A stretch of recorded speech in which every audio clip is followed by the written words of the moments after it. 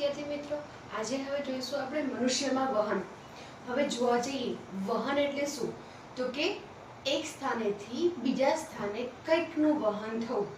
अहींया जोवा जईए वहनमां थशे आपणे अहींया रुधिरनुं वहन। बराबर छे।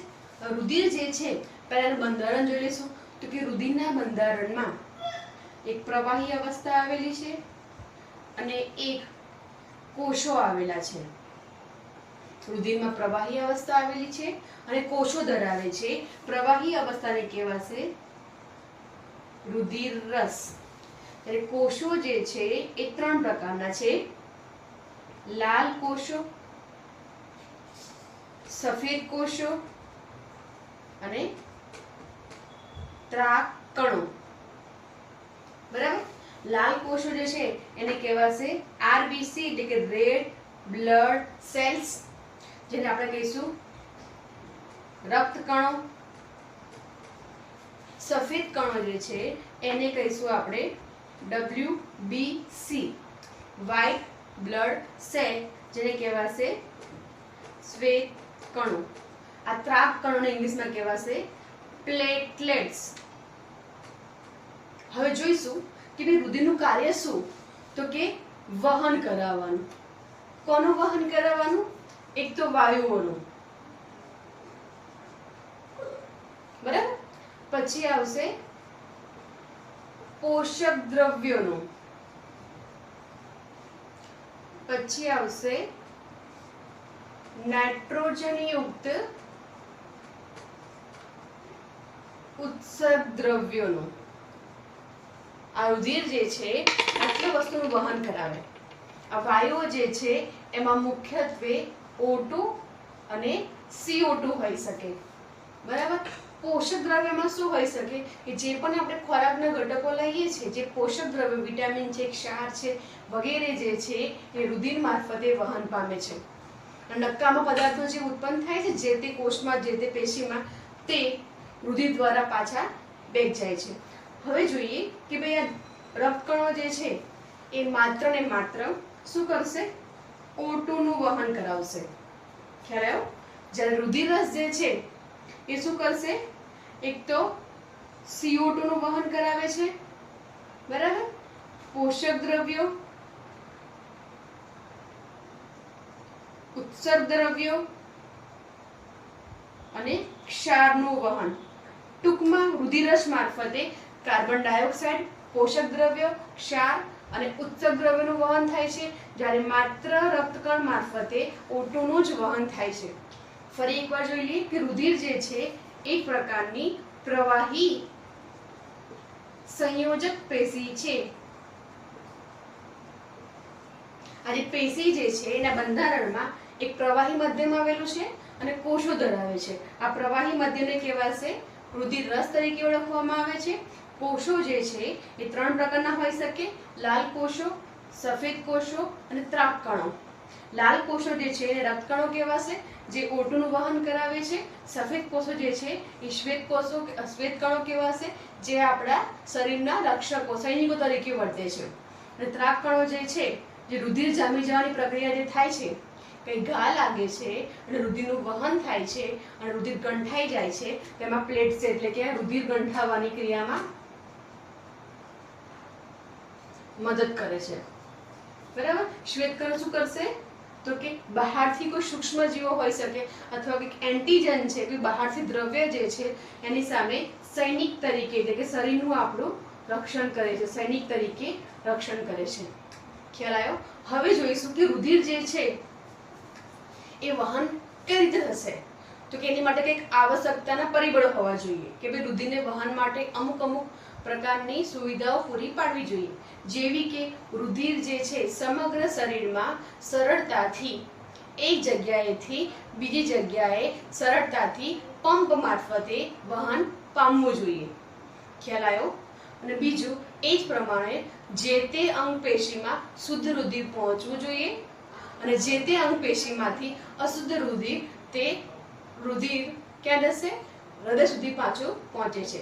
હવે જોઈએ કે ભાઈ હૃદય જે છે એ કઈ રીતે રુધિરનું પરિવહન કરાવે છે એના વિશે માહિતી મેળવીશું. પણ એ પહેલા એક વાત કરી લઈએ કે ભાઈ અલગ અલગ પ્રકારના સજીવો જે છે, જેવા કે પૃથ્વી પર જોવામાં આવે તો કે એ લોકોમાં જે વહન થાય છે, પ્રાણીઓ જે છે વિવિધ પ્રકારના, એ લોકોમાં જે વહન થાય છે એમાં હૃદય આવેલું છે. મોટે ભાગે ઉચ્ચ કક્ષાના સજીવો જે છે એ લોકોમાં હૃદય જેવી રચના છે, પરંતુ દરેકમાં ભિન્નતા જોવા મળે છે. પહેલા વાત કરી લઈએ મત્સ્ય. પહેલા લઈ લઈશું મત્સ્ય. આજે મત્સ્ય જે છે એમાં હૃદય મોટે ભાગે બે ખંડો ધરાવે છે, દ્વિખંડી રચના ધરાવે છે. આ બે ખંડોમાં ઉપરના ખંડને કર્ણક એટલે કે એક કર્ણક અને એક ક્ષેપક આવેલા હોય છે. બરાબર છે. બીજું જોઈએ સરીસૃપ અને ઉભયજીવીની વાત કરવામાં આવે તો કે એ લોકોમાં હૃદય જે છે ત્રિખંડી રચના ધરાવે છે. ત્રિખંડી મતલબ શું આવશે? એક કર્ણક અને બે ક્ષેપક. બરાબર છે. હવે સરીસૃપ અને ઉભયજીવીમાં ત્રિખંડી છે. ઇટ મીન્સ કે જે ભાઈ ઉપરનો જે ખંડ જે છે એક જ છે, ત્યારબાદ રુધિર નીચે બીજા હૃદય જે છે બે ખંડોમાં આ પ્રમાણે વિભાજિત હોય છે. એટલે કે અહીંયાથી જ રુધિર દાખલ થતું હશે. બરાબર છે. અહીંયાથી O2 યુક્ત રુધિર દાખલ થતું હોય છે. ખ્યાલ આવ્યો? એટલે શુદ્ધ રુધિર જે છે એ શું થશે નેક્સ્ટ? હવે તો કે એ જ રુધિર હવે આગળ વહન પામશે, અંગોમાં જશે. બરાબર. એ જ પ્રમાણે અશુદ્ધ રુધિર જે છે, જે તે અંગમાંથી અશુદ્ધ રુધિર જે છે એ ઠલવાશે ક્ષેપકમાં, ત્યાંથી તેઓ કર્ણકમાં દાખલ થાય છે. ઇટ મીન્સ કે અહીંયા જે રુધિર જે છે મિશ્ર થઈ જશે. મિશ્ર થાય છે છતાં પણ આ સજીવો સારી રીતે જીવન જીવી શકે છે. કેમ? કારણ કે આ કેવા છે? શીત રુધિર વાળા પ્રાણીઓ છે. એટલે કે તેમને કોઈ પણ પ્રકારની કાર્ય કરવા માટે વધારે ઉર્જાની જરૂર પડતી નથી. બરાબર છે. એટલે હૃદય પણ જો મિશ્ર અવસ્થામાં રુધિર હોય તો પણ તેઓ સહેલાઈથી જીવન જીવી શકે છે. હવે જોઈએ કે અહીંયા કર્ણક અને ક્ષેપકની વાત કરવામાં આવે તો કર્ણક જે છે મત્સ્યની વાત કરવામાં આવે પાણીમાં જોવા મળશે. બરાબર. એટલે કે એમાં શ્વસન અંગ તરીકે ઝાલર હશે. બરાબર. ઝાલર મારફતે રુધિર શુદ્ધ થઈને કર્ણકમાં ઠલવાય છે. કર્ણકમાંથી ક્ષેપકમાં જશે, ક્ષેપકમાંથી અંગમાં જશે. એ જ પ્રમાણે વિવિધ અંગોમાંથી અશુદ્ધ રુધિર જે છે એ પાછું ક્યાં જશે? ઝાલર મારફતે આ પ્રમાણેનો માર્ગ વહન પામશે. ક્લિયર? હવે વાત કરીએ વિહગ છે અને સસ્તન. જે ઉચ્ચ કક્ષાના સજીવો જે છે એ લોકોમાં જે હૃદય જે છે ચતુષ્ખંડી રચના ધરાવે છે. વિહગ અને સસ્તન. ઓકે. આમાં હૃદય કેવું છે? ચતુષ્ખંડી રચના ધરાવે છે. બે કર્ણકો, બે ક્ષેપકો. ખ્યાલ આવ્યો? આ પ્રાણીઓ કેવા છે? બધા પ્રાણીઓ ઉષ્ણ રુધિર વાળા. તેમને વધારે પ્રમાણમાં કાર્ય ઉર્જાની જરૂર પડે છે. માટે જો તેઓનું રુધિર શુદ્ધ અને અશુદ્ધ મિશ્ર થતું હોય તેમને પોષાય નહીં. કેમ? કારણ કે પૂરતા પ્રમાણમાં ઉર્જા મળે નહીં. ઉર્જા એટલે સ્વરૂપે એમ જોવા જઈએ તો કે O2 જે છે તેઓને રુધિર મારફતે જ મળવાનો છે. જો મિશ્ર અવસ્થાનું રુધિર હોય તો તેમાં અશુદ્ધિ સ્વરૂપે CO2 પણ હશે, જેથી ઓછા પ્રમાણમાં O2 પ્રાપ્ત થશે, જેને કારણે તેઓની કાર્યક્ષમતા ઘટશે. પરંતુ આ પોસિબલ છે નહીં, કારણ કે એ લોકોમાં બે કર્ણકો અને બે ક્ષેપકો આવેલા છે. જે ડાબી બાજુનો જે વિસ્તાર જે છે, બરાબર છે, એમાં હંમેશા શુદ્ધ રુધિર આવે છે. જમણી બાજુ જે વિસ્તાર છે ત્યાં અશુદ્ધ રુધિર આવે છે. ક્લિયર આટલું? ઓકે. નેક્સ્ટ જોઈશું આપણે હવે મનુષ્યમાં હૃદયમાં રુધિરનો પરિપથ, કે ભાઈ રુધિર જે વહન પામે છે, મનુષ્યમાં જે રુધિર વહન પામે છે તે કયા માર્ગે વહન પામે છે. એટલે સિમ્પલી હૃદય જે છે, હું સાયન્ટિફિકલી સાચું દોરું છું. ડાયાગ્રામ જે છે તમને વિડીયો મોકલી આપીશ કે કેમ ઇઝી દોરો. અહીંયા દોરવાથી ટાઈમ લાગશે, એટલે બેટર છે સમજો ખાલી કે ભાઈ જો આ કોઈ ચતુષ્ખંડી હૃદય છે, મનુષ્યનું કોઈ આ ચતુષ્ખંડી હૃદય છે. ઓકે. આ તરફના ખંડોને આપણે કહીશું ડાબી બાજુ કહીશું, આ બાજુને કહીશું આપણે જમણી બાજુ. ઓકે. હવે શું થશે ભાઈ, આ ડાબું કર્ણક, ડાબું ક્ષેપક, જમણું કર્ણક, જમણું ક્ષેપક,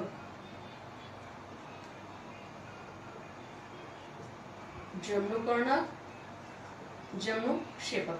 ઓકે. આ ચારે ખંડ એટલે કે ડાબા ખંડો એકબીજા સાથે એક પડદાથી છૂટા પડે છે. એ જ પ્રમાણે જમણો અને ડાબો ખંડ જે છે, બે કર્ણકો પણ એકબીજા સાથે એક પટ્ટા એટલે કે પડદામય રચનાથી અલગ પડેલા છે. તેથી રુધિર મિશ્ર થવાનો કોઈ અહીંયા સંભાવના રહેતી નથી. હવે જોઈશું ભાઈ કે આ ક્ષેપકો જે છે એમાં જે રુધિર આવે છે એકદમ દબાણપૂર્વક આવે છે અને એકદમ દબાણપૂર્વક ધકેલાય છે. તેને કારણે આ ક્ષેપકો જે છે એમની દિવાલ કર્ણકોની સાપેક્ષમાં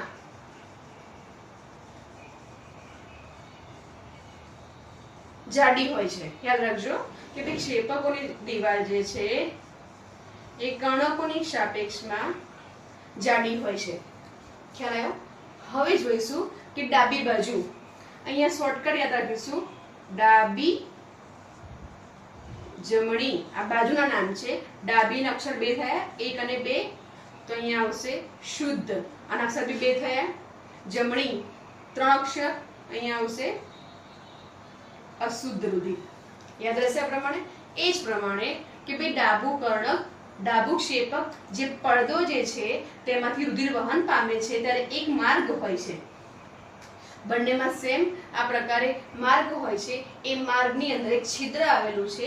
આ છિદ્રમાં એક વાલ્વ આવેલો છે. આ છિદ્રની અંદર વાલ્વ આવેલો છે. અહીંયા ડાબા કર્ણક, ડાબા ક્ષેપક વચ્ચે જે વાલ્વ આવેલો છે તે છે દ્વિદલ. દ્વિદલ બે દલ ધરાવે છે, એટલે કે બે ભાગો ધરાવે છે. ઓકે. એ જ પ્રમાણે જમણા કર્ણક અને જમણા ક્ષેપક વચ્ચે જે વાલ્વ આવેલો છે તેને કહેવાશે ત્રિદલ વાલ્વ. ઓકે. હવે જો યાદ રાખવું તો ડાબું શુદ્ધ, જમણું અશુદ્ધ, બે અક્ષર, બે અક્ષર, 3 3. એ જ પ્રમાણે બે અક્ષર એટલે દ્વિદલ વાલ્વ, 3 અક્ષર એટલે ત્રિદલ વાલ્વ. ઓકે. હવે જોઈશું કે હૃદય જે છે એક પ્રકારનું સ્નાયુમય અંગ છે. એનું કદ કેટલું છે કે જે તે મનુષ્યની મુઠ્ઠી જેટલું હોય છે. 4 ખંડો ધરાવે છે, 2 કર્ણકો, 2 ક્ષેપકો. હવે રુધિર કેમ પરિવહન પામે છે જોઈશું.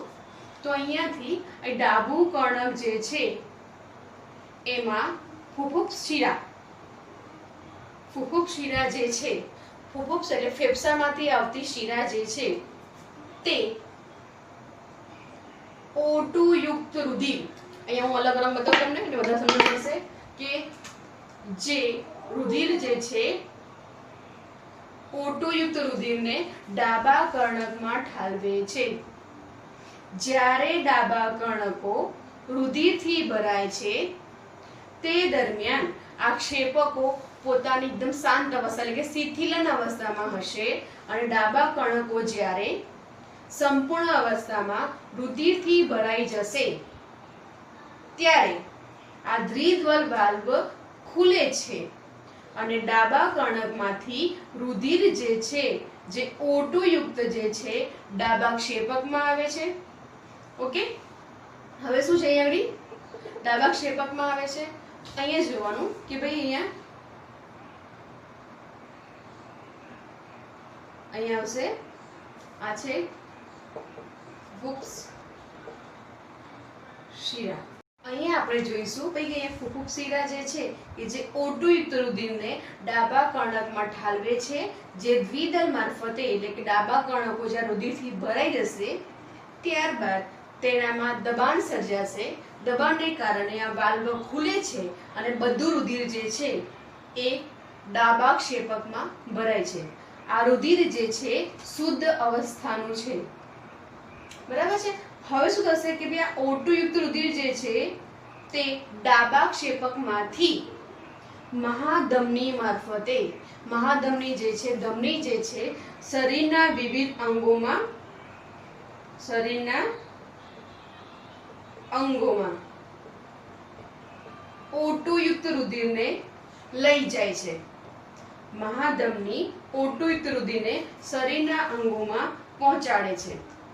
બીજી બાજુ જોવામાં આવે તો કે મહાશિરા જે છે શરીરના જે અંગો જે છે એમાંથી CO2 યુક્ત રુધિર જે છે, CO2 યુક્ત રુધિર જે છે એને અહીંયા, એટલે હું અહીંયા બતાવું છું લાલ, CO2 યુક્ત રુધિરને મહાશિરા દ્વારા, મહાશિરા મારફતે જમણા કર્ણકમાં ઠલવાય છે.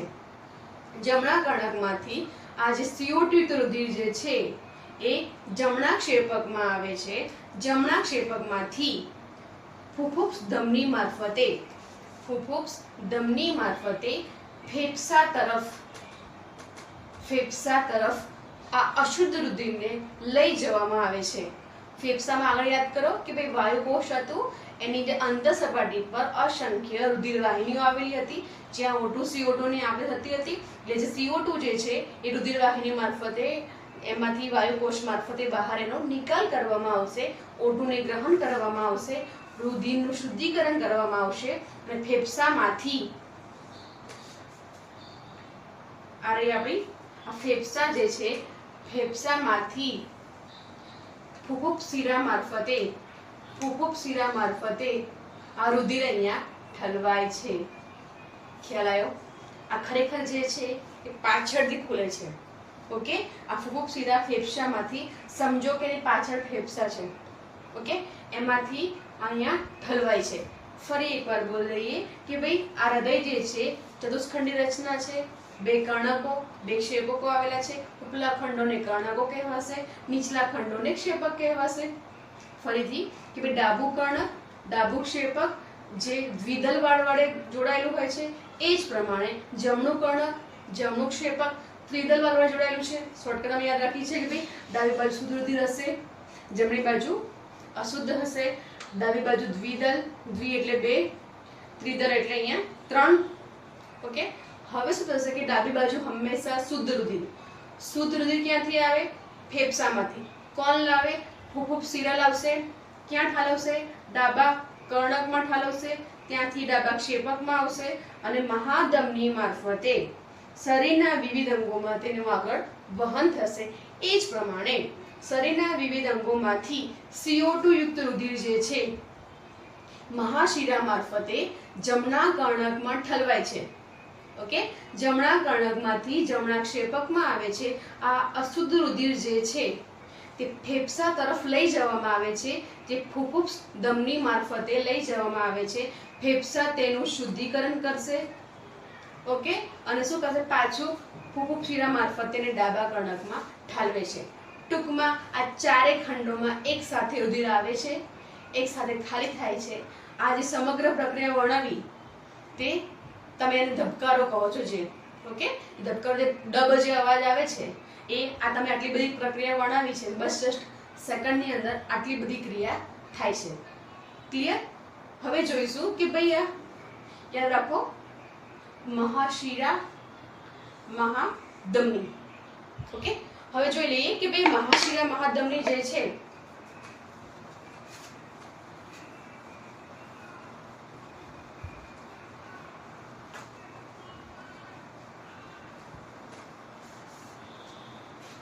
હવે જોઈ લઈએ કે ભાઈ આ કોઈ અંગ છે, શરીરનું કોઈ અંગ છે કોઈ, આ બરાબર, આ જે તે અંગ જે છે જે તે પેશીનું બનેલું હશે. પેશી કોષોનું બનેલું હશે. દરેકે દરેક કોષોમાં અતિ સૂક્ષ્મ જાડા જેવી અતિ સૂક્ષ્મ દરેકે દરેક કોષોમાં અતિ સૂક્ષ્મ જાડા જેવી રુધિર વાહિનીઓ આવેલી છે. બરાબર, અતિ સૂક્ષ્મ રુધિર વાહિનીઓ આવેલી છે. આ રુધિર વાહિનીઓ આગળ જઈને થોડી મોટી બને છે. બરાબર, જો તે શરીરના અંગમાં પ્રવેશ, આ તો છે રુધિર વાહિની, આપણી રુધિર કેશિકાઓ પણ કહી શકાય અથવા તો સૂક્ષ્મ રુધિર વાહિની પણ કહી શકાય. ઓકે, તે આગળ જઈને ધમનિકામાં પરિણમે છે. ધમનિકામાં પરિણમે છે. આ ધમનિકા એ થોડી પાતળી રચના છે. વિવિધ ધમનિકાઓ, જે તે અંગની વિવિધ ધમનિકાઓ આગળ મળીને સહેજ વ્યાસ મોટો થશે. ધમનીમાં પરિણમે છે. ધમનીમાં પરિણમે છે. આ ધમની જે છે, વિવિધ ધમનીઓ જે તે અંગની જે છે આગળ જઈને મહાધમનીમાં પરિણમે છે. મહાધમની યાદ કરો, શું હતું કે જે અશુદ્ધ રુધિરને શું કરતું હતું, લઈ જતા હતા. ડાંગરજો હતી ને. હા, ફરીથી તો કે આ મહાધમની જે છે, પેલા પ્રમાણે યાદ કરો કે મહાધમની ક્યાંથી ખુલે છે?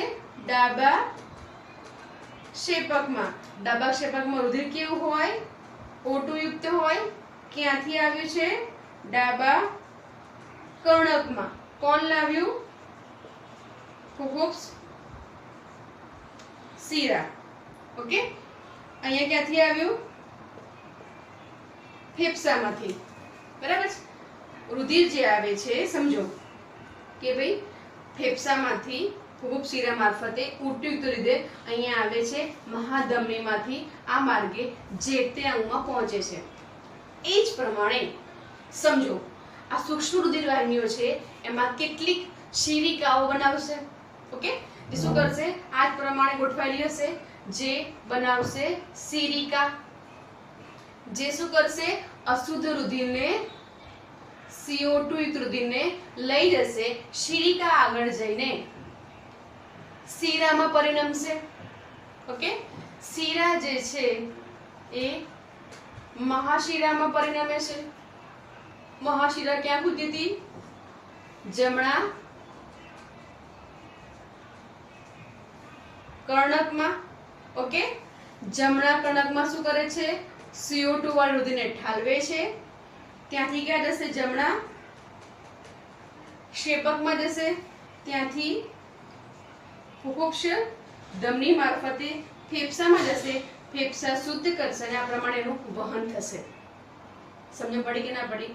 સિમ્પલ વસ્તુ છે કે ભાઈ જે પણ રુધિરનું પરિવહન થાય છે, ડાબી બાજુ હંમેશા શુદ્ધ રુધિર કર્ણકમાં આવે છે, ક્ષેપકમાંથી જાય છે. એ જ પ્રમાણે જમણી બાજુએ અશુદ્ધ રુધિર કર્ણકમાં આવે છે અને ક્ષેપકમાંથી રુધિર તે જાય છે. ઓકે, હવે જોઈશું કે ભાઈ વિવિધ પ્રકારની જે રુધિર વાહિનીઓ જે છે, આ જેટલું પણ રુધિરનું આપણે વહન દેખ્યું, એમાં જોઈ લઈએ કે ભાઈ જે પણ રુધિરની જોયું એમાં મુખ્યત્વે રુધિર વાહિનીઓ ભાગ લે છે.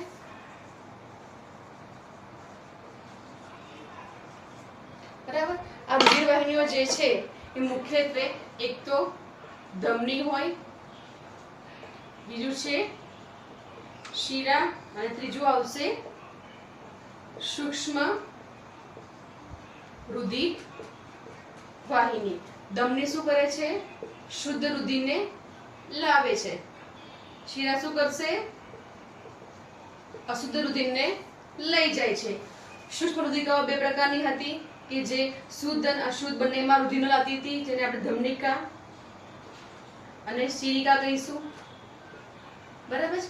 હવે અહીંયા એક અપવાદ છે કે ધમની હંમેશા શુદ્ધ રુધિર લાવે છે, પરંતુ ફુફુક્ષ ધમની જે છે જે અશુદ્ધ રુધિર લાવે છે. એ જ પ્રમાણે શિરા અશુદ્ધ લાવે છે, ફુફુક્ષ શિરા જે છે એ શુદ્ધ રુધિર લાવે છે. શીરા જે છે એની દિવાલ હંમેશા પાતળી હોય છે, કારણ કે શીરામાંથી રુધિર હંમેશા ઓછા દબાણે જાય છે. આવું કેમ? કારણ કે વિવિધ પ્રકારના અંગોમાંથી ધીમે ધીમે ધીમે એને કલેક્ટ કરવામાં આવે છે, એટલે દબાણ એટલું બધું હોતું નથી. ધમની જે છે એમાં રુધિર દબાણપૂર્વક આવે છે. કેમ? ક્ષેપકમાં જેટલો પણ જથ્થો ઠલવાયો છે દબાણપૂર્વક એને ધકેલવામાં આવે છે, એટલે કે ધમનીમાં રુધિર ઊંચા દબાણે વહે છે. ખ્યાલ આવ્યો? ઊંચા દબાણે વહે છે, તેથી તેની દિવાલ જાડી છે. કેમ? દિવાલ જાડી ના હોય તો ફાટી જાય અને તે નુકસાનકારક છે. એટલે ઊંચા દબાણે વહે છે તેથી દિવાલ જાડી છે. બધાને ખબર છે કે જે બીપી માપે છે આપણો સ્પિગ્મોમીટર નામના હવે જોઈ લઈએ રુધિર દબાણ. સમજો તમને લોકોને કે ભાઈ રુધિર દબાણ જે છે, આ રુધિરમાં જે રુધિર વહન પામે છે તે અમુક દબાણ, મેં તમને કીધું કે શીરામાં દબાણ ઓછું હશે, ધમનીમાં વધારે થશે.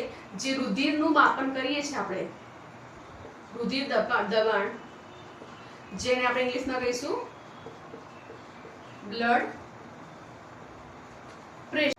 આ રુધિરનું દબાણ જે છે જે માપવા માટે સાધન વપરાય છે એને કહેવાશે સ્ફિગ્મોમેનોમીટર. તેની મદદથી માપવામાં આવે. ડોક્ટર જે ચેક કરે છે આપણે એ લગાવીને, એ શું હોય છે? સ્ફિગ્મોમેનોમીટર. તે તમે જોયું હશે કે ભાઈ એની અંદર એક પારો હોય છે જે તમને જોડે દબાવે છે. ડોક્ટર તમારા હવા ભરે છે તો તમારા એ પારો થોડો અપ જશે, પછી ડોક્ટર છોડી દે છે ત્યારે પારો ધીમે ધીમે ધીમે ધીમે બેક મારે છે. ઓકે? એટલે કે તમારું ઊંચામાં ઊંચું દબાણ માપે છે અને ઓછામાં ઓછું ક્યાં સુધી તે બેક જાય છે તે જોવે છે. એટલે કે સામાન્ય મનુષ્ય જે છે કે જેને કોઈ તકલીફ નથી એ લોકોમાં સામાન્ય રીતે 120 વધુમાં વધુ 80 ઓછામાં ઓછું રુધિરનું દબાણ હોવું જોઈએ. આ શું છે તો કે આ 120 mm પ્રતિ hg, એટલે કે જે પારો જે ચડે છે એનું માપન છે આ. એ જ પ્રમાણે 80 mm પ્રતિ hg. hg એટલે પારો. જો રુધિરનું દબાણ આના કરતા વધી જાય જેને કહેવાશે હાઈ બીપી, બરાબર? આના કરતા ઘટી જાય એને કહેવાશે લો બીપી. ખ્યાલ આવ્યો? હવે જોઈશું આપણે વનસ્પતિમાં વહન. હવે આપણે જોઈશું લસિકા વિશે માહિતી મેળવી લઈએ. લસિકા છે શું? ખરેખર આ પણ એક પરિવહન સાથે સંકળાયેલું રંગવિહીન પ્રવાહી છે. શું ખરેખર જોઈ લઈએ તો કે જે સૂક્ષ્મ રુધિર કેશિકાઓ જે છે, બરાબર, કે જેના દ્વારા રુધિરનું પરિવહન થાય છે, તેઓમાં જ્યારે તેઓની દિવાલ જે છે અત્યંત પાતળી હોય છે. સમજો એક રુધિર કેશિકાની વાત કરું છું, અત્યંત પાતળી હોય છે અને જગ્યાએ અતિ સૂક્ષ્મ છિદ્રો આવેલા છે, એકદમ અતિ સૂક્ષ્મ છિદ્રો. જ્યારે અહીંયાથી રુધિરનું પરિવહન થતું હોય, બરાબર, રુધિરનું પરિવહન કરવામાં આવતું હોય તો તે દરમિયાન એની અંદર રુધિર રસ હશે, ક્ષાર હશે, પોષક દ્રવ્યો હશે, પ્રોટીન હશે. આ બધું જ્યારે વહન પામે છે અને છિદ્ર કરતા જેનું કદ નાનું હશે તેઓ અહીંયા જરે છે. રુધિર કેશિકાઓની દિવાલમાંથી તેઓ જરે છે. જેમના કદ મોટા છે તેઓ વહન પામી જાય છે. અને જરે છે એટલે કે જે રુધિર કેશિકાઓનું જાડું જે છે એની ફરતે જે અવકાશ જે છે એની ફરતે, એટલે કે રુધિર કેશિકાઓનું જાડુની ફરતેના અવકાશમાં લસિકા તંત્ર ગોઠવાયેલું છે. ઇટ મીન્સ કે જે પણ પ્રવાહી ઠલવાય છે, જે પણ પ્રવાહી જરે છે તે આને કહેવાશે લસિકા, જેનું બંધારણ રુધિર રસને મળતું આવે છે. કેમ? કારણ કે એમાં શ્વેત કણો કે રક્તકણો હોતા નથી. રુધિર રસ હશે, કેટલાક પોષક દ્રવ્યો હશે, પ્રોટીન હશે, પરંતુ રુધિર રસ કરતા ઓછા પ્રમાણમાં પ્રોટીન હશે, બરાબર? એ શું કરશે, અહીંયા ઠલવાય છે, એ ઠલવાયેલું તમામે તમામ લસિકા પ્રવાહી લસિકા વાહિનીમાં જાય છે, લસિકા પ્રવાહી લસિકા વાહિનીમાં જાય છે. લસિકા વાહિની આ વધારાના લસિકાને શિરામાં ઠાલવે છે, શિરા મહાશિરામાં ઠાલવે છે, જ્યાંથી તેઓ હૃદયમાંથી સમગ્ર દેહમાં વહન પામશે. હવે એકવાર જોઈ લઈએ કે લસિકાનું કાર્ય શું. તો કે જે પણ પાચન તંત્રમાં જે લસિકા તંત્ર આવેલું છે, જે લસિકા ઝરે છે, તે શું કરશે, ચરબીના ઘટકો જે છે તેનું પાચન કરાવે છે. બીજું, લસિકા તંત્ર જે વધારાનું જે છે, જે ઘટકો બાય મિસ્ટેકલી નીકળી ગયા છે, એટલે કે વહન પામી ગયા છે, જરૂરી છે, એને પાછા પરિવહનમાં ઠાલવે છે. તો લાસ્ટમાં જોઈએ કે આખું ખરેખર માર્ગ કેવો હોય પરિવહનનો. તો તમને મેં કીધું કે બે પ્રકારના પ્રવાહી આ ભાગ લે છે, એક તો રુધિર આવશે અને રુધિર કેશિકા. પહેલા વાત કરી લઈએ આપણે રુધિર. તો કે રુધિર જે છે એ હૃદયમાંથી વહન પામે છે, બરાબર. હૃદયમાં શું થશે, તો કે હૃદયમાંથી જાય છે. કોણ લઈ જશે એને, મહાધમની. મહાધમની લઈ જશે. મહાધમની જે છે ધમનીમાં લઈ જશે. ધમની જે છે ધમનિકા જે છે એ સૂક્ષ્મ રુધિર વાહિનીઓમાંથી જે તે અંગમાં આ જે રુધિર જે છે O2 યુક્ત છે, એ જ પ્રમાણે જે તે અંગમાંથી CO2 યુક્ત રુધિર વાહિનીઓ, સૂક્ષ્મ રુધિર વાહિનીઓ, ત્યારબાદ સિરિકામાંથી શિરા, શિરામાંથી મહાશિરા અને હૃદયમાં એને ઠાલવે છે. હવે અહીંયા બે જગ્યાએ જે રુધિર વાહિનીઓ જે છે એ લસિકા સ્ત્રવશે. લસિકા જે સ્ત્રવે છે એમનામાંથી લસિકા જે છે એ લસિકા વાહિની મારફતે શિરામાં દાખલ થાય છે, શિરામાંથી મહાશિરામાં અને હૃદય દ્વારા તે પાછું તે જે તે અંગને પાછું પહોંચાડવામાં આવે છે. હવે વાત કરવામાં આવશે વનસ્પતિમાં વહનની ક્રિયા. વનસ્પતિ જે છે, પહેલા તો ક્વેશ્ચન એ છે કે ભાઈ વનસ્પતિમાં વહન કોણ થતું હશે. તો કે આપણને ખબર છે કે વનસ્પતિ જે છે એ સ્વાવલંબી ગુણ ધરાવે છે, એટલે કે સ્વાવલંબી છે, બરાબર. એટલે કે જે સૂર્યપ્રકાશની હાજરીમાં ક્લોરોફિલની મદદથી પોતાનો ખોરાક પોતાની જાતે બનાવે છે, જેનો સંગ્રહ તે પર્ણમાં કરે છે. ઓકે, હવે જોઈએ કયા બે ઘટકો. તો કે એક તો પાણીની જરૂરત હોય ને, ખોરાક બનાવવા માટે પાણીની બી જરૂર પડશે, કેટલાક ક્ષારની જરૂર પડે છે, કેટલાક ખનિજ દ્રવ્યોની જરૂર પડે છે પોતાના પોષણ મેળવવા માટે. આ ઉપરાંત પોતે જે ખોરાક બનાવે છે એનું પણ વહન થવું જોઈએ. પાણીનું વહન થાય છે, ક્ષારનું વહન થાય છે. અહીંયા લઈએ વનસ્પતિમાં વહન, પાણીનું વહન થશે, ક્ષારનું વહન થશે, ખનિજ દ્રવ્યોનું, ખોરાકનું, આ વગેરેનું વહન થવું અનિવાર્ય છે. એટલે કે મૂળથી માંડીને આપણને ખબર છે પાણી જે છે એ મૂળ દ્વારા શોષાય છે, આ ખોરાક જે છે પર્ણ દ્વારા બનાવવામાં આવે છે. આ જે મૂળ પાણી શોષે છે, ખાલી મૂળને જરૂર નથી હોતી, સમગ્ર મૂળથી માંડીને ટોચ સુધી વનસ્પતિના સમગ્ર દેહને આ પાણીની આવશ્યકતા હોય છે. એ જ પ્રમાણે જે પર્ણ ખોરાક બનાવે છે, એકલો પર્ણને ખોરાકની આવશ્યકતા હોતી નથી, પરંતુ મૂળ તંત્રને પણ આવશ્યકતા છે અને ટોચના ભાગને પણ એની આવશ્યકતા છે. ટૂંકમાં આ બંને વસ્તુ જે છે, આ જે પણ દ્રવ્યો જે છે તેમનું વહન એ જગ્યાએથી બી જગ્યાએ થવું જોઈએ. તો પહેલા વાત કરીએ કે જો ભાઈ કોઈ વનસ્પતિ નાની છે અથવા તો ટૂંકા અંતરનું વહન થશે, એટલે કે અંદર વહન કરાવવું હોય, એક કોષમાંથી બીજા કોષમાં વહન કરાવવું હોય, તો એ લોકોમાં જે વહન થાય છે, આ બધા વસ્તુનું વહન થાય છે, તેઓ બે ક્રિયા દર્શાવે છે. પહેલી આવશે પ્રસરણ. પ્રસરણ શું છે, તો કે ટૂંકા અંતરના વહન માટે ઉપયોગી છે, બરાબર. પ્રસરણ દ્વારા એમાં શું હોય, સંકેન્દ્રણ ઢોળાંશની મદદથી એક જગ્યાએથી બીજી જગ્યાએ વહન થાય છે.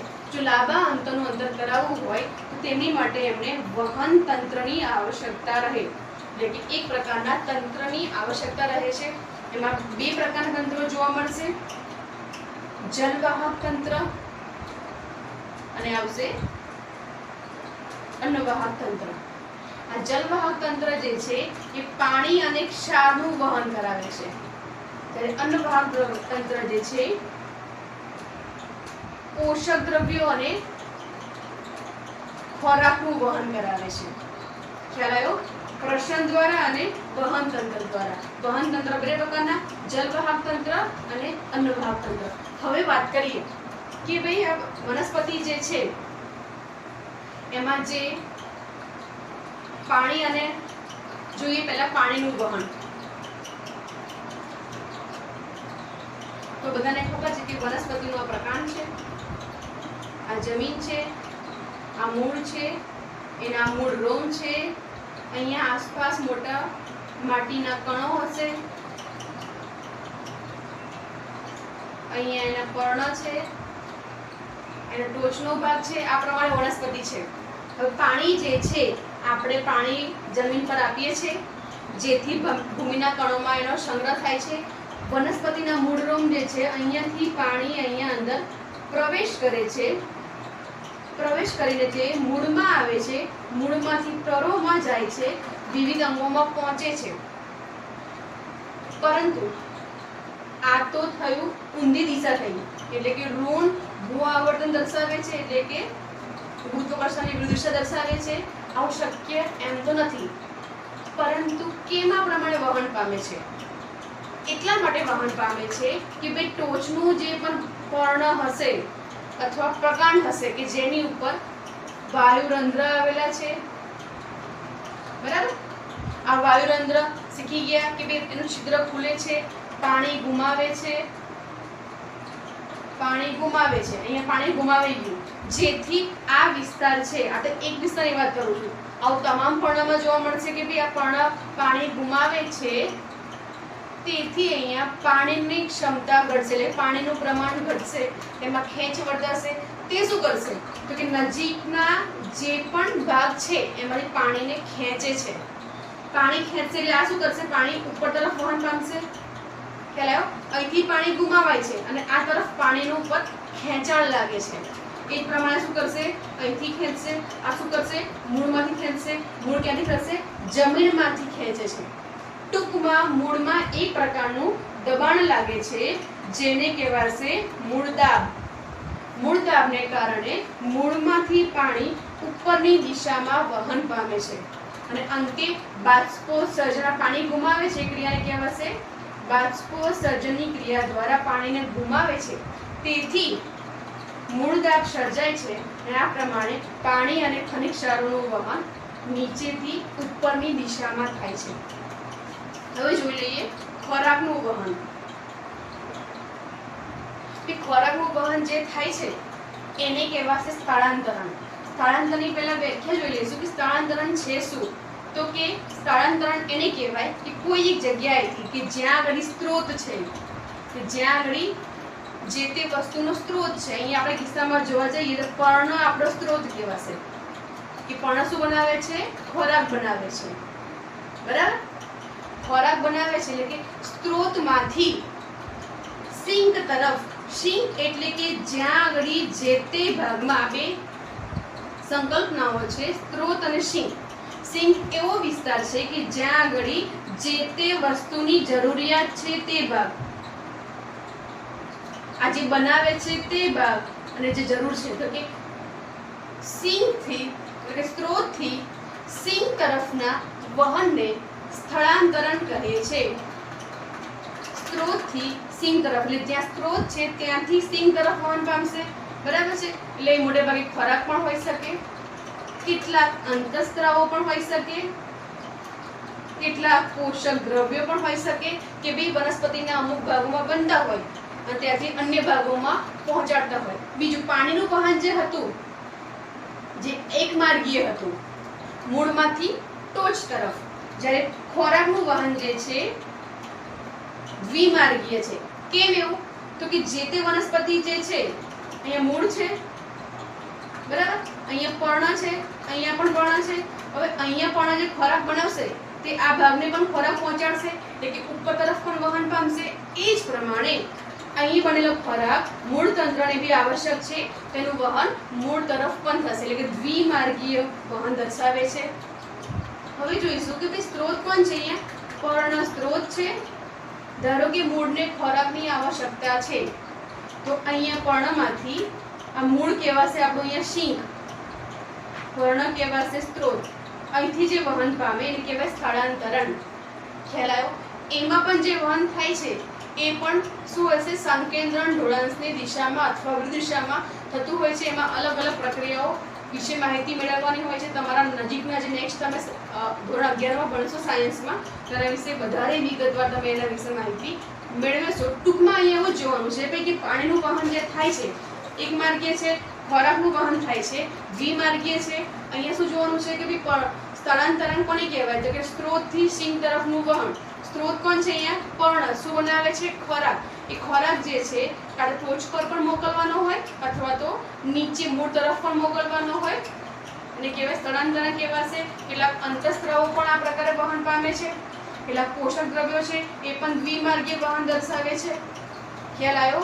ટૂંકમાં વનસ્પતિમાં વહન જે છે એમાં વિવિધ પ્રકારના પરિબળો પણ અસર કરે છે, કેટલાક સિદ્ધાંતો પણ લાગુ પડે છે. અહીંયા આપણે એક જોયું કે ભાઈ મૂળ દાબ સિદ્ધાંત, તો કે એક મૂળમાં દબાણ સર્જાય છે જેથી પાણી ઉપર તરફ ખેંચાય છે.